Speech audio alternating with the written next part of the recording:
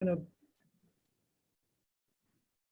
then they're going to have their, then they're going to basically complete all the requirements for high school while simultaneously using their electives to fulfill a very robust career and technical education program. We have matched admissions data. We also, this data is matched to, so we have admissions data matched to school longitudinal data. The admissions data is also matched to the clearinghouse on college attendance and also to labor market data in the state of Connecticut. And this work was published in Restat. It's in press, so I guess it actually hasn't been published, but it is up on the website. The first thing we're going to do is review for you the key findings of that study. Male students were 10 percentage points more likely to graduate from high school relative to a mean rate of 80% for those who didn't get into the technical high schools.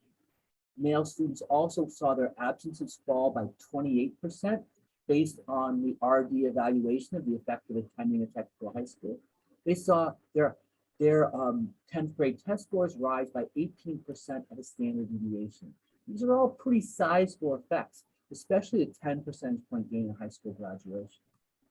Average earnings over the period are even larger. Average total earnings were 44% higher during the post-high school period relative to an average earnings of $63,000 a year. A lot of that was in the actual quarterly earnings, and workers also were observed to have earnings over an additional quarter. These effects are persistent over time. We can't go very far into the future, but when we restrict ourselves to people who are between 23 and 25 years out of 23 and 25 years old, past college going age, and a good 6 to 8 years after high school, they still have a 33% increase in their average earnings per quarter because of attending one of these technical high schools. Interestingly, 2/3 of the gains are within industry, not across industry, suggesting these students are gaining skills that are relatively general in terms of their application to industries. This is true whether you use 2 or 3-digit SIC codes or NAICS codes. The effects are very homogeneous. Virtually all the male students are receiving these benefits on average, regardless of their demographic group, regardless of the sending town, regardless of the attributes of the counterfactual high school they would have attended. There is only one exception here, and that exception is that your counterfactual high school CTE offerings do matter. If you would have attended a high school that had very limited career and technical education offerings, then you do get a larger benefit from attending these career and technical high schools, although that could only explain about 1/3 of the effect, and the rest is in some way coming from the standalone nature as opposed to just having more curriculum. Now, there's virtually no effect of this on female students. It's really striking. Now, this lack of findings for female students is not new. The very well-known Career Academy study, which was the first CTE evaluation, experimental evaluation, also did not find effects in the labor market for women.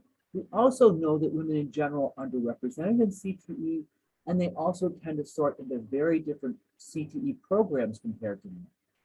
Places where, like California, where you do see actually larger effects for women from CTE, tend to be states where CTE is very focused on college as opposed to career readiness, on college readiness. We have no data on the program pursued, but there's a lot of evidence in terms of aggregate data that women are pursuing very different programs in Connecticut, just like they are nationwide, much more likely to do, cosmetology, hospitality, other service-oriented programs, as opposed to advanced manufacturing or building trades.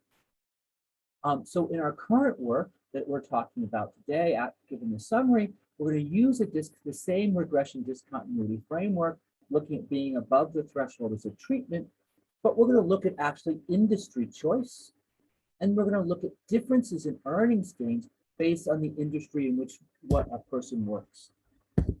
There are other important motivations. I won't spend a lot of time here. This system is really in part trying to meet the workforce needs of the state. And so industry choice is important. Also, there have been this large literature looking at the declining opportunity for men working in traditional routine tasks in industries that have a high need for routine labor.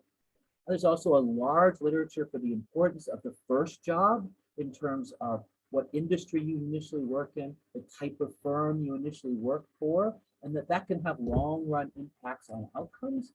And so looking at industry choices and the effect of CTHS on industry choice could be important for longer-run outcomes as well. Again, the institutional details here are we have a quasi-independent school district involved in having 16 career and technical standalone high schools around the state. This is at scale. It enrolls 8% of all high school students in the state, and it enrolls about a third, 33% of all high school students from the 5 largest cities. It's open to students across the state without any town or school district residency requirements. As I said, most of the offerings are taken most electives are taken within CTE. People make this choice in 8th grade, they apply, and we have actually 8 application years across 16 schools for our clusters. Although when we look at the labor market, we have to drop some later application years. So we have less cohorts. This is a classic RD strategy with a relatively narrow bandwidth of 15 score points out of about 100. We have a treatment being above the threshold. We have a running variable, and the slope of the running variable varies on either side, nothing fancy.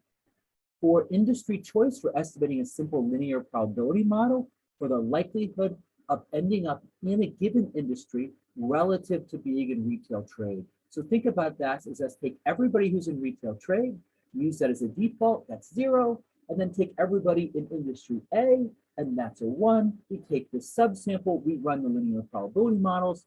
Results aren't that different from running sort of a big multinomial logit, except in the one case where in fact these results make a lot more sense than the multinomial logit, and I'll explain why. Industry earnings are then based again on our same labor market estimates we estimated above, except we include these industry dummies, and then we interact these industry dummies with treatment, whether you're above the threshold or not. Won't talk too much about the actual sample statistics to save some time. I will note that you'll see that men are much more likely to be in manufacturing, much more likely to be in construction. You won't see those cases for women, and you'll also see big effects for men in terms of the likelihood of entering manufacturing or construction as a result. Okay, so then we also have commodity industries in our sample. You'll see some big payoff in terms of earnings in manufacturing, in terms of construction. Men are doing better than women, and there's big payoffs for being above the threshold in those industries. But sometimes, like for construction and wholesale trade, you'll see similar payoffs for women. And so one of the things you can take away from this table is in many cases, the payoff for women for being above the threshold in terms of earnings within industry isn't that different from men, even though on average, women are ending up in different industries. This is our probability of attending the technical high school. It's a very strong first stage where we are looking at about a 60% increase in likelihood of attending. It's a smaller first stage for female, and you can also see more substantial erosion for females, right? Oftentimes when you see getting above the threshold having an effect, people who are higher ability, well above the threshold, you see lower take up because they have more other outside options. Men are not responding to those outside options, women are. We have our balance over the 15. We do very well over balance for both males and females over a variety of individual attributes, as well as over information on the sending school. As you'll see, Steve, 10 minutes. 10 minutes, thank you. Yeah.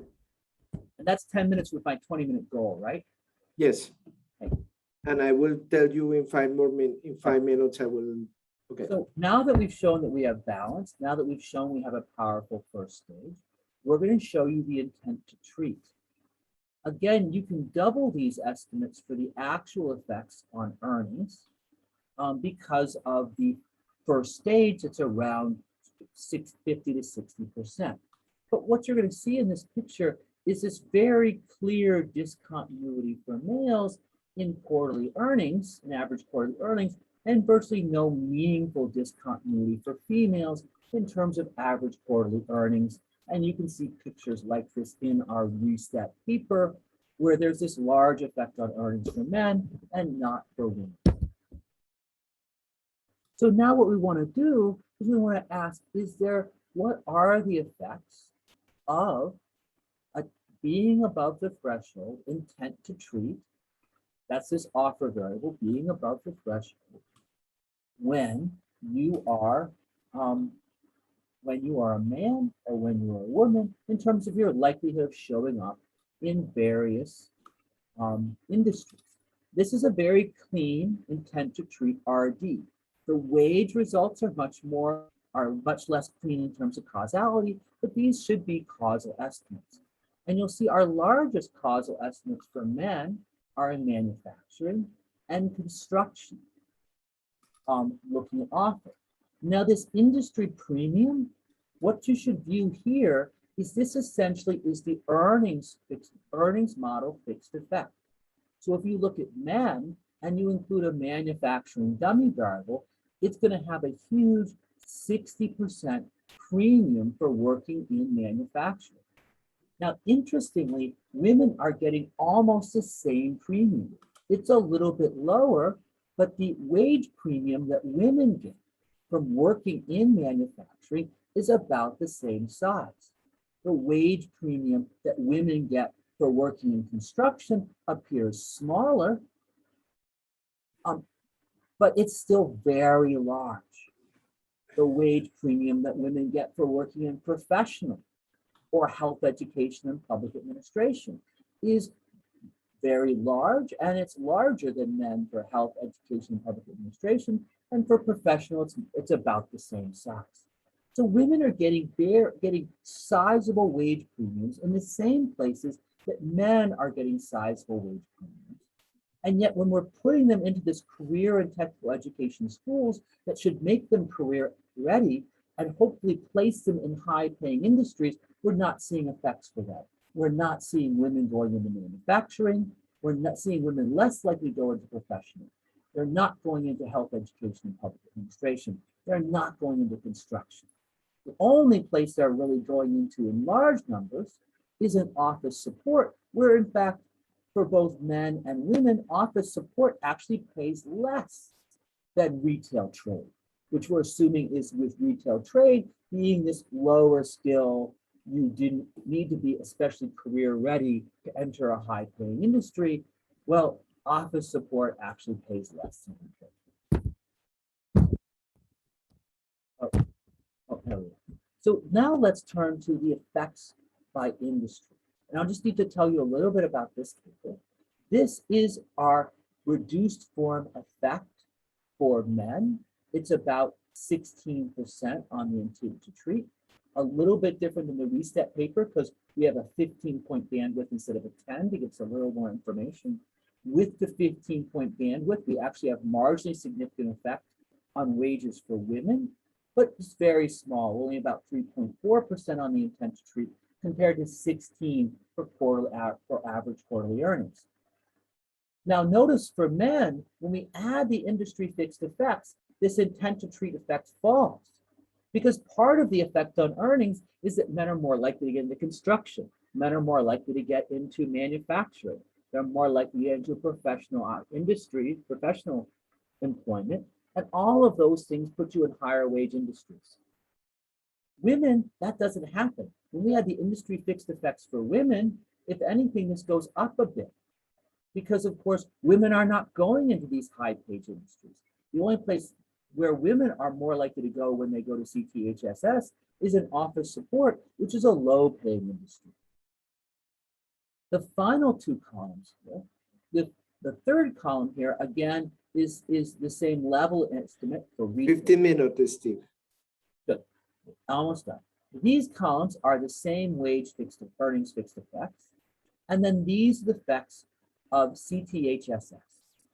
And so if you look at the effects of CTHSS, for men, their manufacturing earnings are somewhat higher.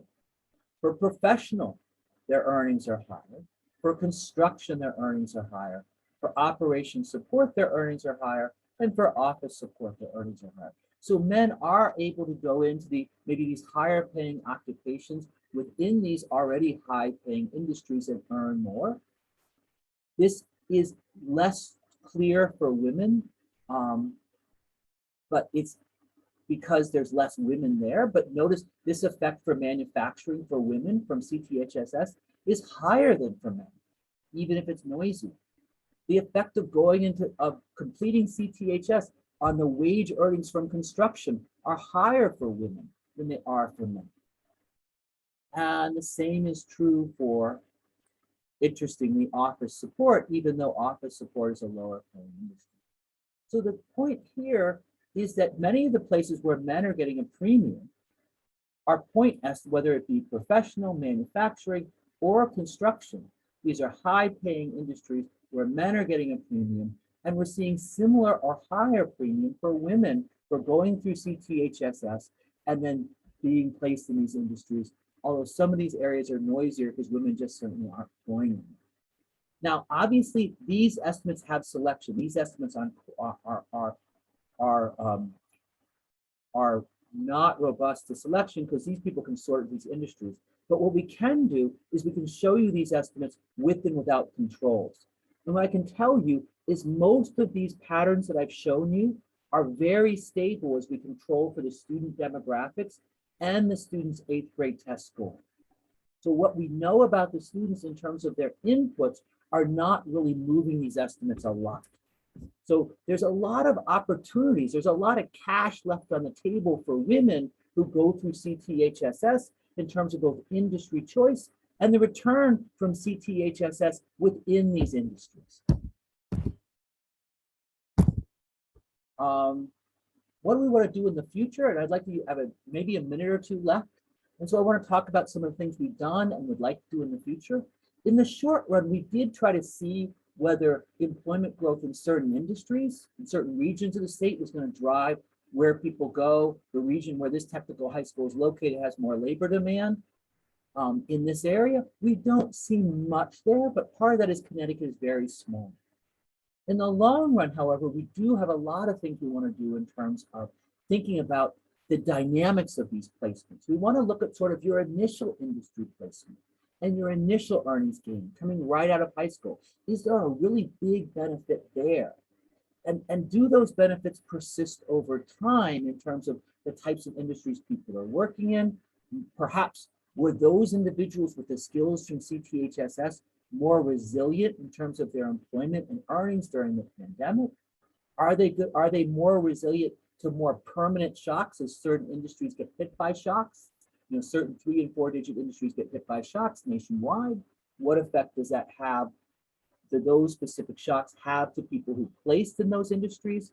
And are these CTHSS graduates better able to translate their skills to other industries relative to maybe traditional high school graduates? So I think when we do our long run follow-up at age 30, we'll be able to start to look at a lot more of the dynamics of the types of industries people are working in over time and the role CTHSS is playing in terms of broader labor market success. And I am done.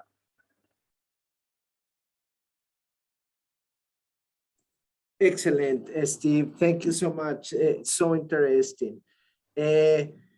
We have some problems trying to locate Ben, but so I am going to change the order. So Miko, now I don't know if what is the order of things, if we spend some time for questions for Steve, or we just go for Miko and then at the end we have some time for questions. I don't know. I tend to think questions after papers is sometimes better just because that the paper is fresh in people's mind. Yeah, I Very think that's a good. good idea. So let's take this at least 5 minutes for questions. I don't know if anyone has some question. Miko, you have one question. Why you go ahead while other people may react or not? Well, first of all, great work. This is exciting. I've been following your work from Connecticut in the RESTAT paper, and this is like exactly the direction I was hoping you would take in the next steps. So it's nice to see it. And the results are exciting.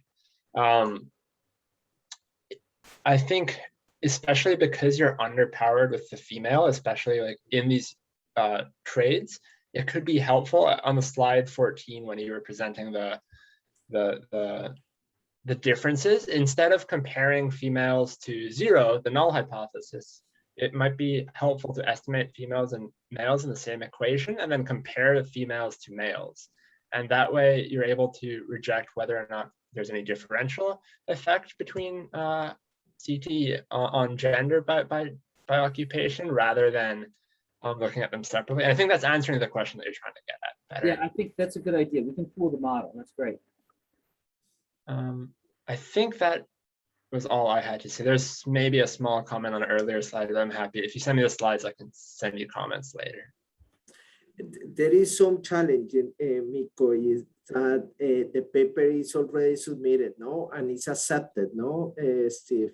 Well, no. So the RESTAT paper is accepted, but all the industry stuff Very is cool. new. Very cool. Very good. Very good. So my role as a chair, I am going to be very strict. I don't want to spend. I don't want to take time from the public. So I don't know if there is any other questions from the people attending the session. Please raise the hand, and I will give you or put the question in the chat, and I will transmit the question. If nobody has anything else to say, let's go to the next paper.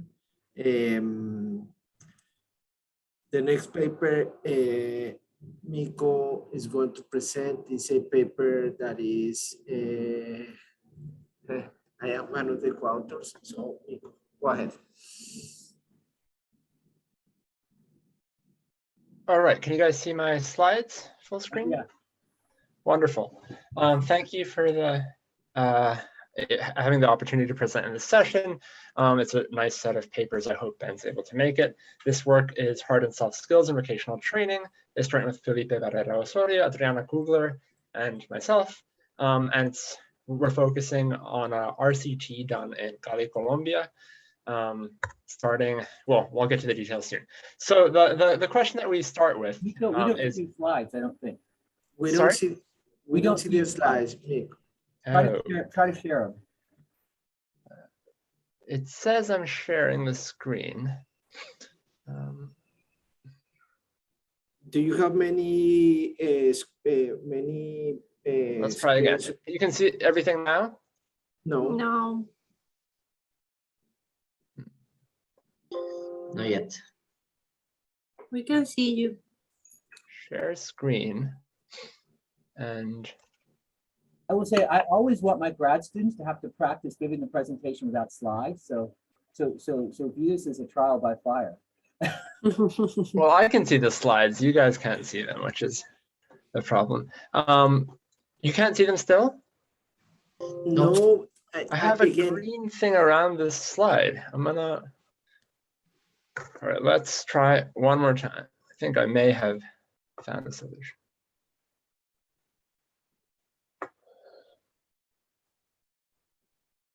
All right, can you see anything? No. No. Stop share. Felipe, are you a co-author on this paper? Yes. Can you share your slide? Can you share the slides? Sure. It might get, that might be, I'll have to send them to Felipe, the latest ones, but It's in the overlay. yes, I can send you the PDF though. I can open the overlay.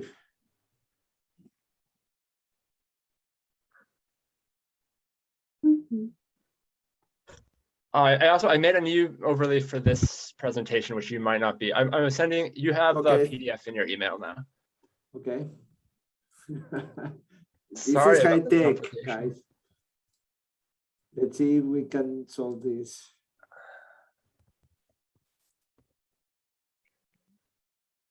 Mm.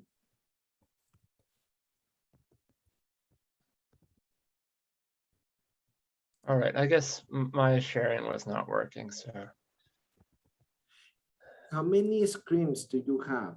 I only have one. That's so weird. Yeah, it looks to me that I'm sharing everything. I'm sharing.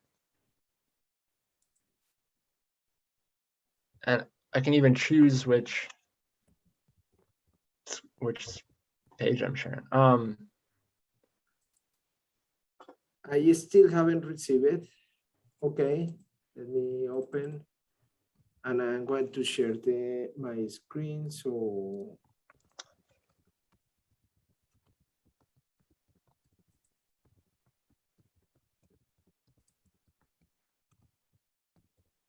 do all you right. see this? Do you see it? Yes, perfect.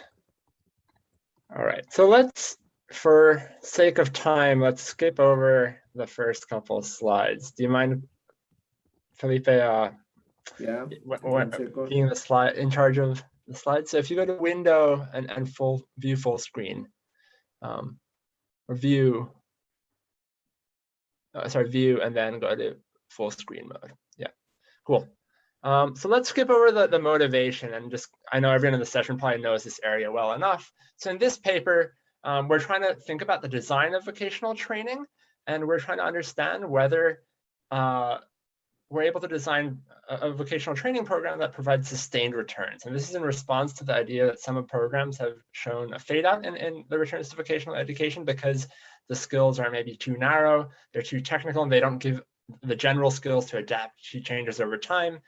David Deming's work has shown the importance of social skills. So basically what we do in this paper is we inject half of the vocational admits with extra social skills training. And then we look at what happens in terms of the persistence of these labor market returns. And we randomize people into 3 branches. We have oversubscribed vocational programs. We randomize them either into a branch where they receive no training, a branch where they receive training in a specific occupation, but emphasizing social skills, or training in a different occupation, in the same occupation, but emphasizing technical skills.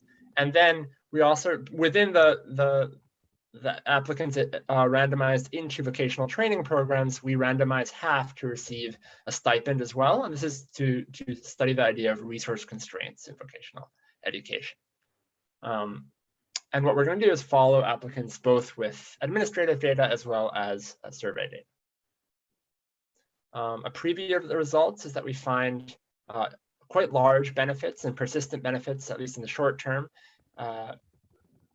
for applicants to both programs, for admits to both programs. We see smaller initial benefits to those who enter the social skills emphasis program, but they catch up soon, and actually that's because their returns don't show any sign of going away with time, whereas the returns of those randomized to the technical track actually seem to disappear with time slightly. We also see that mainly the returns are driven by those receiving stipends. So that's a sign of significant resource constraints in entry to these training programs. And just one more quick detail about our study compared to Steve's is that this is really a 1 or 2 month 6-week training program rather than a 3 or 4 year training program like in CTE in American high schools. All right.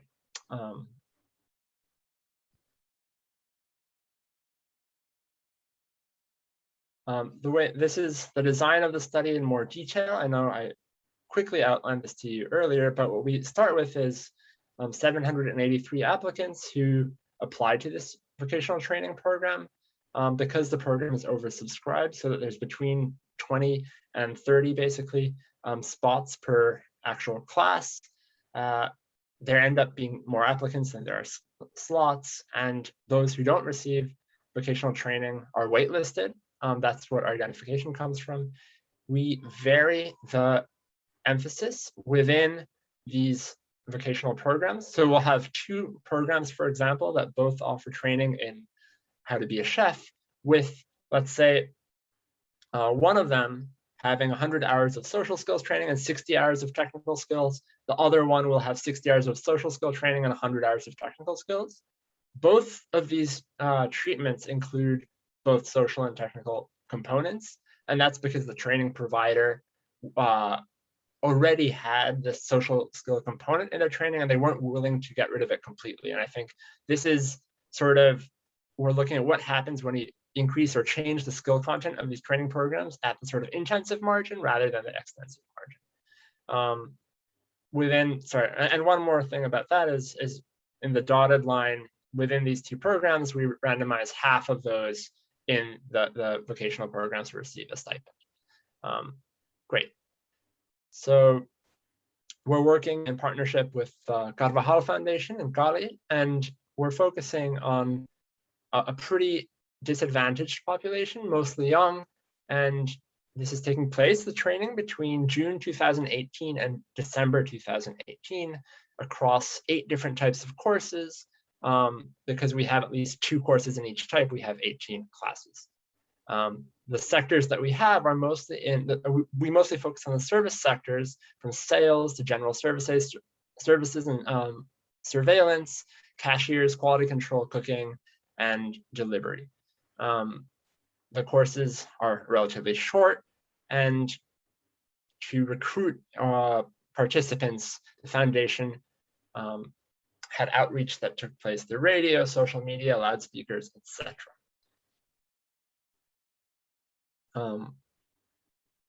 The randomization is quite straightforward. We randomize which students get into these oversubscribed classes.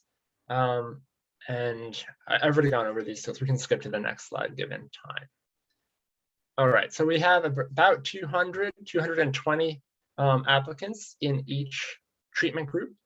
And we have baseline data collection in November 2017. This was before the randomization took place. And we have end-line data collection in February, about 2 months after everyone should have finished their training programs. And we're going to have administrative data, which is going to go back in time to June 2017, all the way to December 2019. And more recently, actually, it's not part of what I'll show you today, but we've gotten data lasting through the pandemic. And we have some interesting results, which I'm happy to talk about very briefly afterwards, but let's keep going. So given that it was a randomized trial, it's not surprising that we see very good balance across all the treatment arms. We have another page of the covariate balance on the next slide. Again, no sort of evidence that there's imbalance in the randomization. And when we look at the validity in terms of just the descriptive statistics, we see that there's parallel trends in the baseline outcomes prior to the survey, prior to the training. And we see that during the training, there's all kinds of stuff happening. Some people are entering, but then after the training, we see a very clear and significant jump in the days of formal employment of those who are admitted to the program. And because some people are taken off the wait list, all our estimates will be ITT estimates. We actually don't have data on who is in the program, so we can't give you the exact scaling factor, but we want to think of this as ITT estimates. And the 2 shaded areas where the baseline surveys and end-line survey are on the graph, those are when the survey data is collected. We'll have administrative data, of course, throughout the whole period. And the patterns you guys saw in the prior slide are not limited to the days of formal employment. We see similar patterns in both earnings and employment. This is working surprisingly well, Felipe. Thank you for clicking through the slides. So given the nature of the study as an RCT, the estimation is going to be relatively straightforward. We have a treatment indicator, T, which we regress on outcomes. And because we have these different courses, we want to make sure to include course fixed effects, and we also include baseline covariates for precision. That was for our estimates with survey data. When we turn to the administrative data, we're able to estimate these outcomes month by month. So that we have event study specification. That's what you see in equation number 2. Again, it's just a simple treatment indicator regressed on the outcome with a month fixed effect due to the cyclicality in our earnings in Colombia and these sectors. For the main difference and differences estimate, what we're going to do is collapse the post-period outcomes into one. We're going to have a sort of during, we're going to take away any thing that's happening while the training is taking place. And this is going to allow us to simply estimate what's the effect of being randomized into this program after the training is over. And in equation 4, we're going to interact this post-period estimate with a measure of months post. It's every month that goes past this, the end of the last training, we give a new number to, and we look at whether there's a linear change in these labor market dynamics that take place in the post-period. Great. So what we see, and this is just now comparing overall admission into these vocational programs to not being admitted to any program, is that we see that there's a significant increase in the days of employment in the formal sector, monthly employment in the formal sector, and contributions. What we'll see also later is that these are actually not just statistically significant, but economically significant. They pay for it themselves in about 8 months. So that is exciting news here. When we looked at this is the differences in difference estimates of these same outcomes. We see statistically significant estimates in all areas. Sorry? 10 minutes. Okay, great, thank you. And we can go to the survey data. We don't, so you're gonna go to the next slide, Felipe. So when we go to the survey data, we have a little bit more information on what's going on, not just the data from the administrative registers. However, because it's only measuring this outcome in a very specific window, it's not going to be as generalizable as to the trends of what's going on. But what we basically see is that these applicants to this program who are admitted to the job training are pushed out of informal work and into the formal sector. They're working more hours, but there's no real effect on wages that we can observe at this period. And I think this wage effect is actually due to when we measure this rather than a true null effect on wages. But because we only have the survey outcome here, it's hard to say more about that. You'll see what I'm talking about. Actually, I can show you what I'm talking about here. If we look at these graphs, the survey takes place in that second gray area, the post survey, and we see in that month it happens to be the case that there's a much smaller treatment effect, and I think that's why we're not seeing the increase in the wages as well, and we're not seeing quite as big effects as we see in the administrative data. But now we're going to be turning back to this idea that motivated this study was, do we see differences in the returns to those who receive this emphasis on social skill training compared to those who receive an emphasis on the technical training? We're going to compare them directly, but just to show you what's going on when they both are compared to the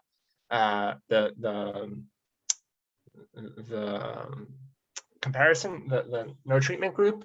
I'm going to show you these graphs. And what we see is that for the social program, we see an effect which is almost stable over time. There's no sign of that really going away. But when we look at the technical training versus the control, we see that there's a slight downward trend in all the outcomes that we follow.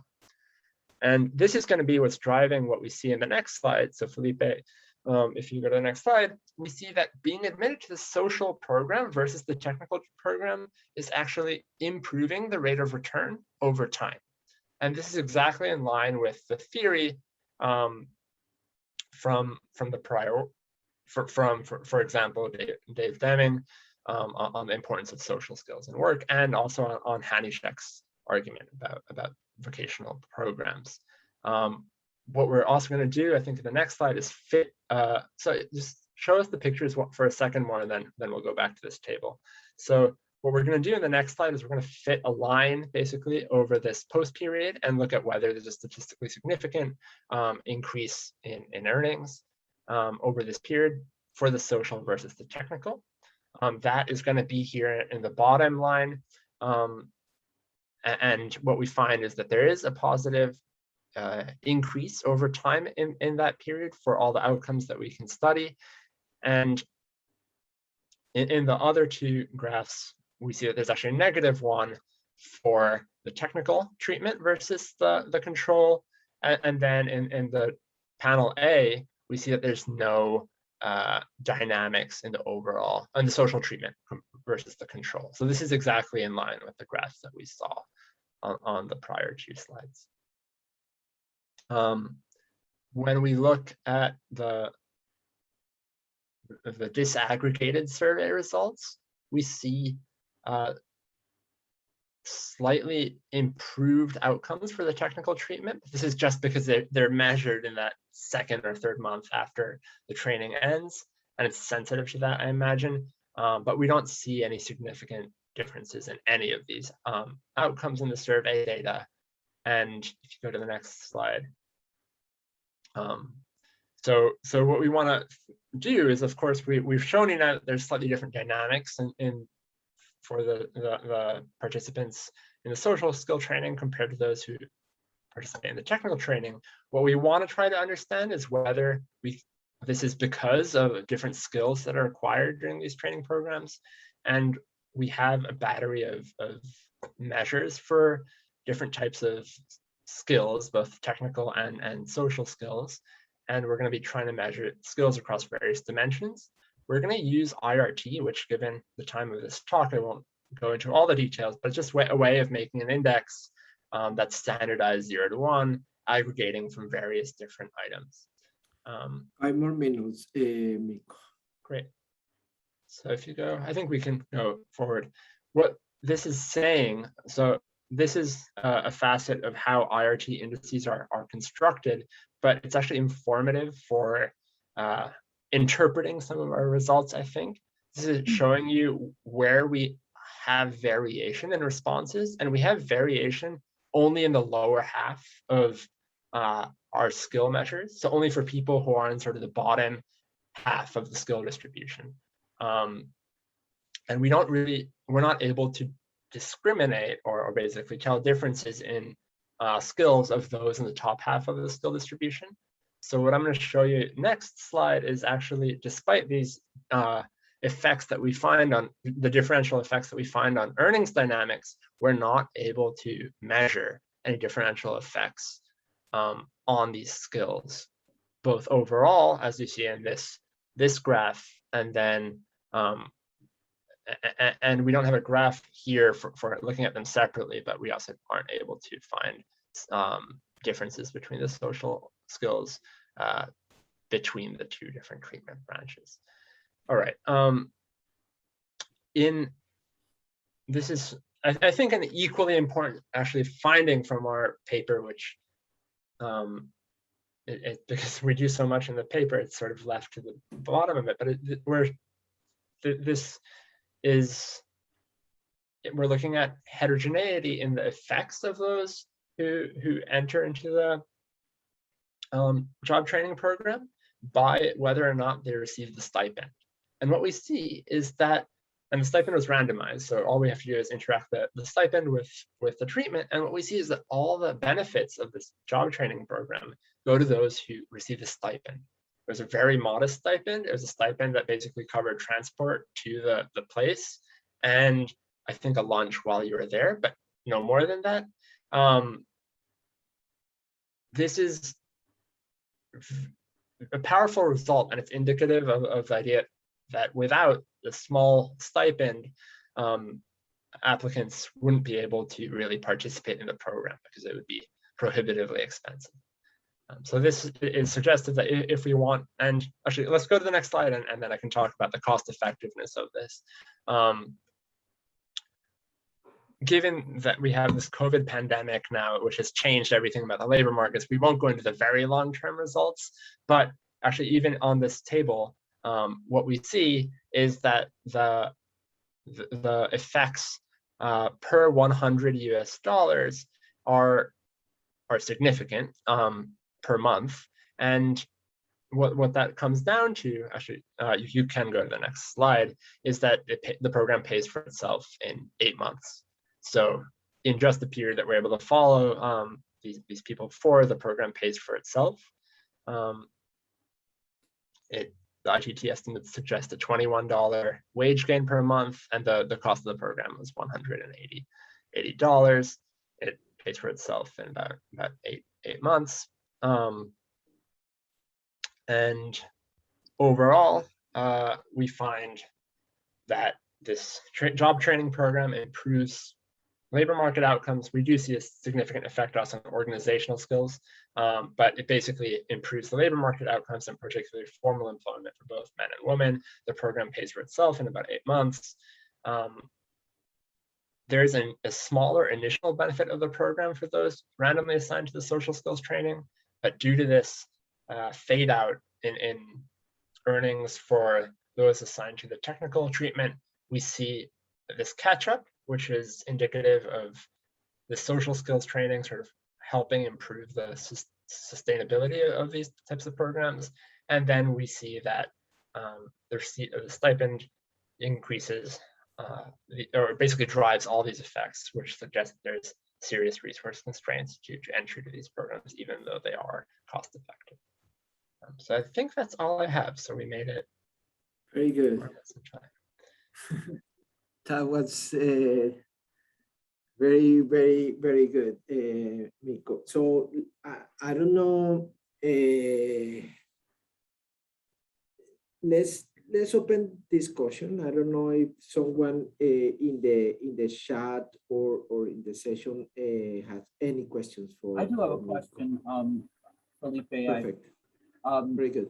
You know, I've seen the paper before, and it always is sort of this puzzle on why you're not finding anything when you're measuring social skills, but you're finding these effects over the short run in terms of, you know, slightly higher trend, lower initial difference. And I was sort of wondering about content, right?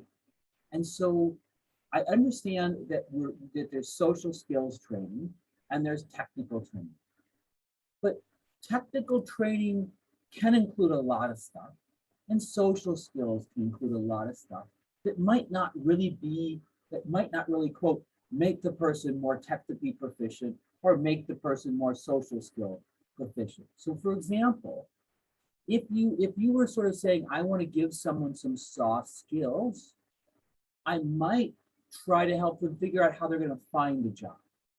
Right? I might be able to say, and that's not a soft skill that's going to make someone, like, that's not something you're going to capture, right? My ability to put the resume together and distribute it out and find a job. We do that in job training programs all the time, but that's not something we put down in a battery of soft skills measure that you would pick up.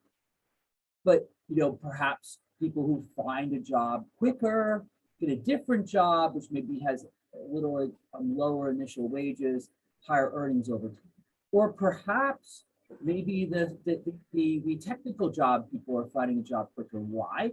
Because if you have only a small amount of time for technical training, you just have to give them the skills. If in your technical training you have a little extra time, you can spend some time talking about, well, you know, this skill you've learned here, this is really valuable in these types of jobs, and suddenly you know where to go to apply. And so I'm wondering whether it's worth some patterns in terms of what the initial job looks like, how long it took the person to find the initial job, and maybe also some deeper digging into what's in the curriculum. Like I could imagine that there's like a slide that gets cut out when you can't do technical, which is going to be about these are the types of places you can use these skills. And that slide's not there anymore because you don't have time to do it because they cut your technical section, right? And it's almost worth getting the slides and seeing what's missing and how much of it is stuff that would be, how much is getting added to the socialist stuff that really is picked up in your battery and how much is not, and how much is getting cut out of technical is something different, which is not really quote technical, but actually might help somebody find a job, for example, or find the right job. That's where I would sort of be going, trying to sort of uncover this puzzle, because telling the social skills story on its own, when you don't actually sort of find effects on your social skill batteries, is always going to be problematic. I think you're exactly right that there could be social skills that we're actually affecting, or some sort of behavioral skills that we're affecting, which we're not measuring. And I think it would be interesting to go sort of back to the details of the study and try to remeasure that. I feel like there is a potential for sort of multiple hypothesis testing when you're going in that direction, which is dangerous, but I think it is potentially a very valuable route to go. But if you went down to the content, right, you actually could try to actually look at the content first, see what's been removed, and try to just make some evaluation of, well, what's been removed is this, and what's been added is this, and then you have less of a problem with multiple hypothesis tests because you can be very targeted in terms of differences in the content. Yeah. So 3 seconds, and I will then I will give the floor to Fabiola and then to Juan. But Steve, so I can make the argument exactly the opposite of something that we took out from the social skills that may be something that it was also part of the social skill training. I can make also a story that is similar to that one in the other side. One thing that I want to point out, and this is a discussion in the team, is the following. 2 things. One is that Adriana always point that we have some effects in organizational skills.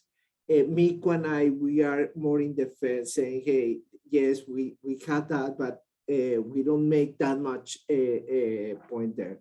But the second one is we work with a foundation that actually told us, look, the skills that we want to measure in socio-emotionals are these ones. And the construct that we use are the ones that the foundation gave us. So something that also a hypothesis is that we are measuring a construct that actually doesn't measure the skills that we want to measure. But we follow the foundation. We were working with the foundation, and the foundation says this is the skills and this is the instrument that usually we measure these skills. So we don't know that part of the problem of not finding something in socio-emotional. It's a problem of measurement, and we cannot do anything there. We cannot do anything. But anyway, so Fabiola. Thank you, Felipe. Well, actually, it's a question that is very in line with what you just mentioned and what Steve mentioned too. And the first question was, if you have the body of questions through which you measure the social skills, and well, actually, if the foundation is the one that provided the instrument, maybe there are some flaws there that you are not distinguishing clearly between employability versus social-emotional skills. And because of the validation of the instrument might have been causing some bias where you are trying to reach out this very, precise effects. And also, for example, for Cali, you have, the employability versus the very technical abilities that you might be requested from the market. For example, all the sugar cane cropping is very centered around Cali and everything. Palmira, for example, all the small cities that are around Cali that might be requesting some special skills.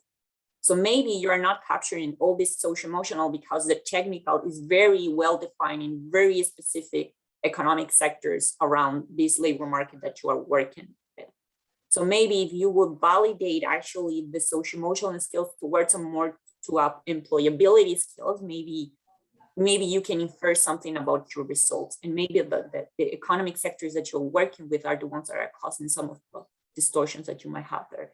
But it would be, but in the end, it would be nice if you could, I don't know, if you could share some of the questions through which you have measured the social emotional skills, so people who are working into this could, you know, validate at some point or get inspired by these batteries. I think all the questions that we use, thank you, Fabiola, that was a great comment. All the questions that we used are in our working paper, which at least on my website is both gated and ungated versions of it exist. So you can click them. I think they're on the bottom, and we have the effects for each item as well. So that's where that's one place you can go for that. The other issues about the sectors, and I think it's super interesting and important. I think that the key here is that we're randomizing training within like the same type of sector. So we shouldn't think that there are differences based on that, but I think because we're aggregating across 8 different sectors, the types of social skills that are important in one sector could be different than in others, and because we're aggregating there, we might be missing stuff as well. So I think it's a good point, and it's something that might be worth making more clear also in our write-up of the paper. Very good. Thank you. Juan. Great paper and great presentation. Sorry that I missed some parts here and there because I had to take some admin calls, but maybe part of what I'm interested in was already mentioned, and I apologize in advance for that. So one thing that was really interesting was the fact that the exact period, and you did mention this, Miko, the exact period in which you make the follow-up survey is a period in which you, from the admin data, you have a deep from the initial boost in the results, right? So that might be unfortunate, and maybe that you know, for some random reason related to the dynamics of the effect, you're just measuring the survey in a period in which you're probably not going to capture so many results. I wonder to what extent that might sort of dampen down the extent to which you could find sort of mechanisms that could explain the dynamics of that you see in the admin data. You might conclude that some things that are potential mechanisms are not really there just because of the period in which you captured the data. That's one thing.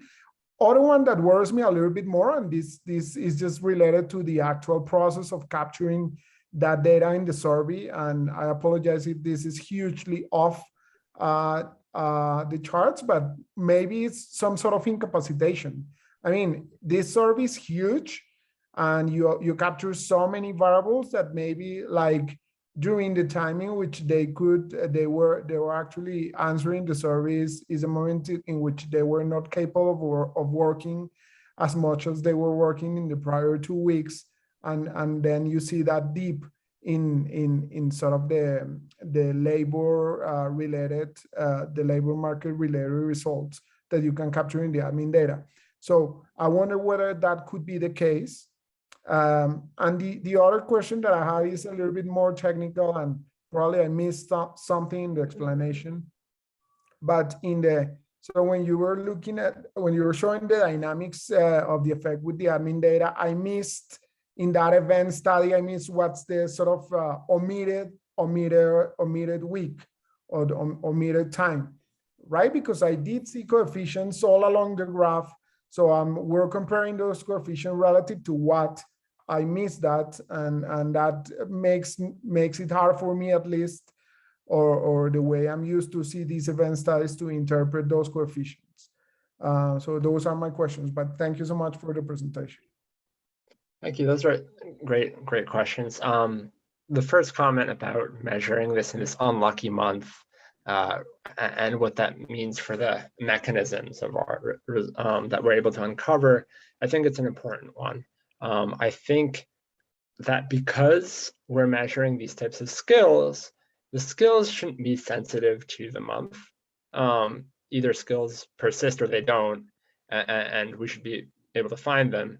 I think that's not so problematic. I think in terms of measuring the labor market outcomes, it could be problematic. And when we look about the formal versus informal sector employment, then we need to be careful about inferring or putting too much weight on what we are learning because it's in this sort of blip month. I think that's exactly right. While I think it's an important possibility that one of the reasons that we're not finding things is maybe we're incapacitating these survey takers. It's a question of measurement error. On the other hand, the other way that that comment could be interpreted is that we're actually incapacitating their work hours because they're taking this survey, and that's why we're not seeing earnings in that month. I don't think, I don't know, I could be wrong, but I think that even an hour or two survey shouldn't change your monthly employment status, and we're seeing effects on like are you employed that month at all? I don't think it's so easy to go in and out of formal employment that you can just skip a month of employment to take a survey. And if it's a day that they miss, then we should be able to see that in the number of days of employment. But if they're missing the whole month, then one way I need to be more clear. The measure that we have of monthly employment is, do you work any days that month at all? And because we see effects on that measure, it would be very unlikely, I think, that they're staying out of work for an entire month to take this survey.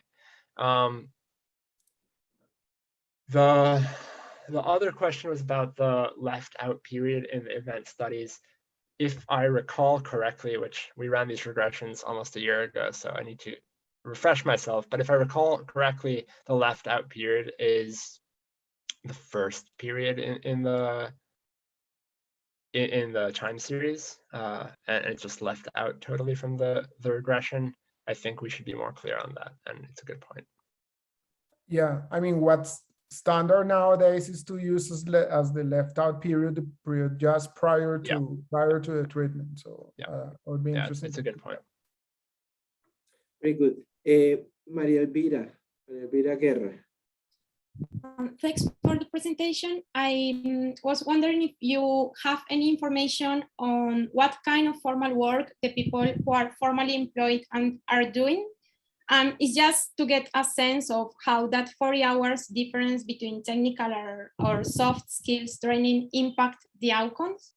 The second question was about, like, if you measure course attendance, like to make sure there is no influence on the results because of the difference in attendance, because you gave randomly stipends to the course.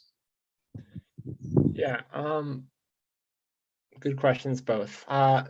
We actually were sent new data from the government recently, I think a couple of weeks ago, and the new data set contains a measure of whether or not you're working in the public sector.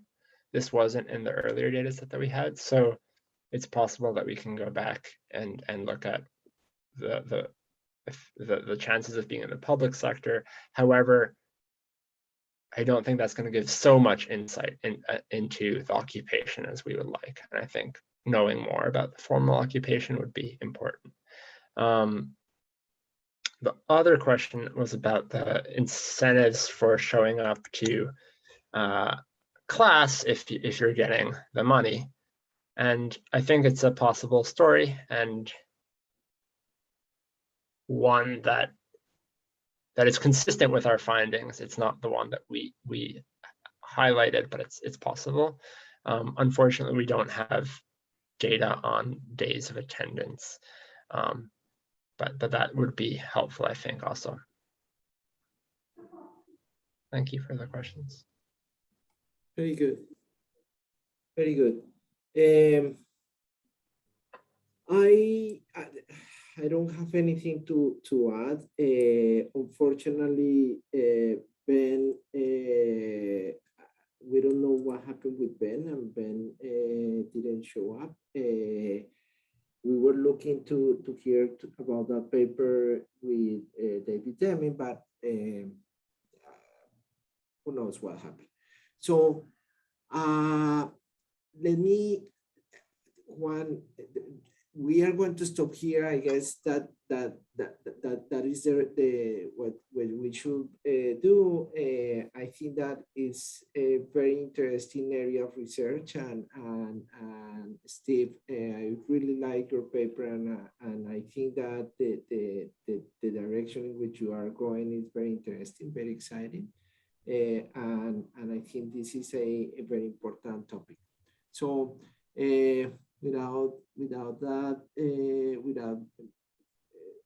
Without anything more to say, let's conclude the session, and thank you everyone. Thank you for attending. Thank you for organizing it. Thank you so much. Thank you for everybody. Good session. Good to see you, everyone.